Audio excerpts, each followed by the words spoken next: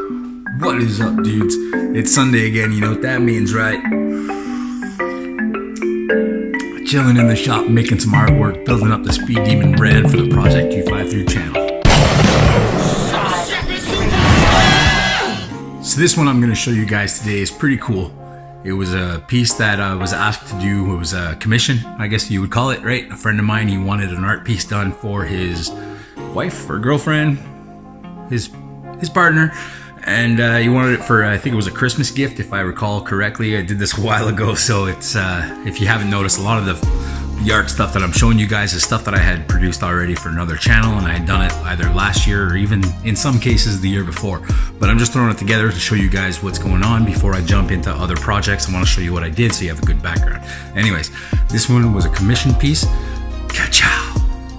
But before we get into that, I want to show you guys like my little paint area setup kind of thing. It's kind of a crazy mess right now because of all the moving around that I've done in the shop in the last few months, and I haven't been concentrating too much on the airbrush thing because we've really been working on the El Camino mostly. That's been the main focus, and that is the main focus of this channel. So with that said, keep in mind that even though the cabinets, everything are a complete mess, it is somewhat sort of where everything stays, and it is somewhat sort of organized, and I can find what I need, but I'm gonna have to one day clean it out and redo the whole thing, which could make for a cool video because when you set up your shop properly to be organized and to be able to function properly, well, if you show that to a lot of people, you know, it could help. I watch these guys all the time that build super cool garages and they make everything like feng shui, you know what I mean? And I've learned a lot, so hoping I can pass that on to you guys. But with no further ado, let's go have a real quick look at all the at all my mess, my junk where I keep all my paint stuff, you know? All right, guys, come with me. Now, head to the back part of the shop, probably a spot you don't often see, but I got some tools lined up here, decorations maybe. This is all storage for stuff around the shop, things that I want to hang on to, things I might need. Most of those Rubbermaid things are full of car parts. I got a lot of stuff stacked up in there. There's a bunch of RX-7 stuff, there's, look at that, there's some old 8.6 stuff. Bunch of Acadian things. There's a whole bunch of parts for the El Camino. Same thing on this side. Let's get a little extension on there. So all the parts for the El Camino. There's a lot of body panels, the fenders, the rad support, front bumper, all that kind of crap. Here I got a bunch of electronic stuff, speakers, sound system stuff, a lot of gear from back in the day when I was in the band and stuff. I got my loop stations up there, my turntables are all up there, part of the drum kit, some speakers, a little. This I was gonna do for art piece, still might do it, but the problem is the light stopped working, so I'm gonna have to figure that out, try to get it fixed. Gotta get this fixed too. It's a printer for doing all our vinyl graphics. We used to do some back in the day, and we haven't for a while, so I gotta get on that. Right here I keep all my oils and stuff like that because it's far away from any kind of grinding or welding I'm gonna do. Same with the gas cans, fuel cans. Like I said, here's all a bunch of parts, a bunch of nuts and bolts and everything.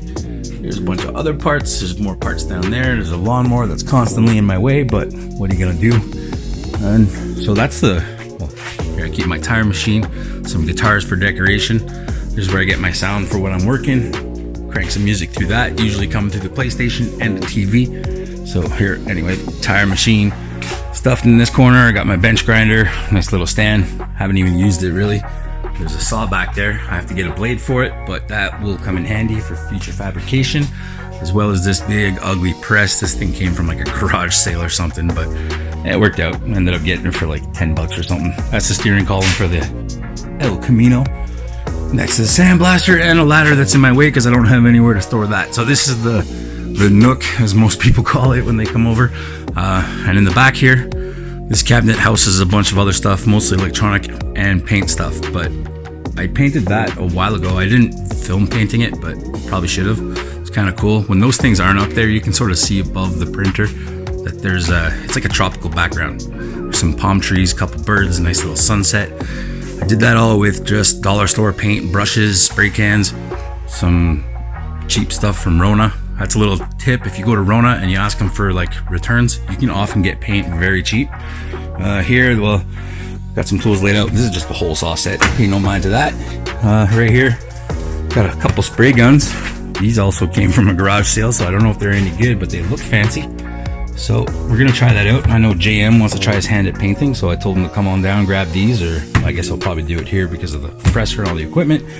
In this little box here I got is some my airbrushes, some spare ones that I haven't used yet. These are the ones I used these two when I first started airbrushing. Totally destroyed them, didn't know what I was doing. Now these were cool because they're gravity fed. The bucket's on the top, makes for really nice. You can run low air pressure with that, so it's very easy to do cool things and detailed designs.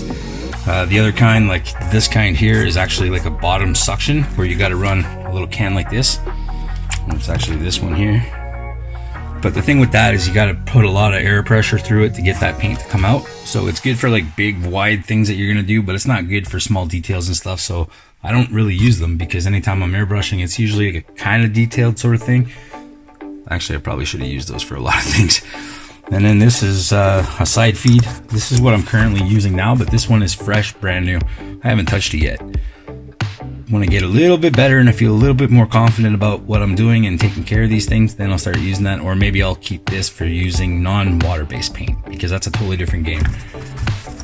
Empty slot here is the one that I am currently using, and that's inside of these cabinets. So first of all, up on top, total mess in there, but that's like a projector. There's a light box here.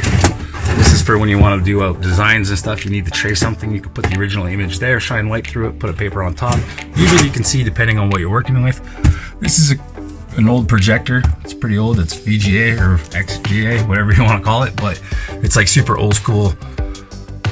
Plugs look like this, but you know what? It works. It's not gonna focus. That's not gonna focus, but that works for doing things like I'm about to show you. And in here, it's kind of crazy, but this is where I keep, this is all my paints. Bottles, some cleaning solution. There's a nice brand new top feed airbrush. That one I'm definitely saving for when I get really good quality paints and I get really good at what I'm doing and really good at maintaining them. On this side here, you know, a couple pieces of tape, some markers, some pens. That is my air separator and pressure regulator for the airbrush. This side will keep a bunch of sandpapers and things like that. There's the airbrush I'm currently using. As you can tell, it's got some miles on it. It's a little crusty, a little dirty. Let's see if I can get that to focus properly. And yeah, it's pretty beat up. The needle has seen better days. I'm gonna have to get a new one or straighten that out. But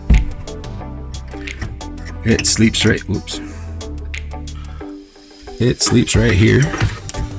Nifty little hanger thing to keep it out of harm's way. And down below, some spray cans. This is usually reserved for the bigger cans, but all these, they're drawers, so they pull out, so it makes it really easy to get the stuff. Comes in handy. Like I said, it's a total mess because I moved everything around 100 times here. I haven't mixed up all my stencils, my mask. I got sand and stuff. I got some little tiny brushes. Whew, I'm gonna have to go through that one day, like I said, but let's get on with the video.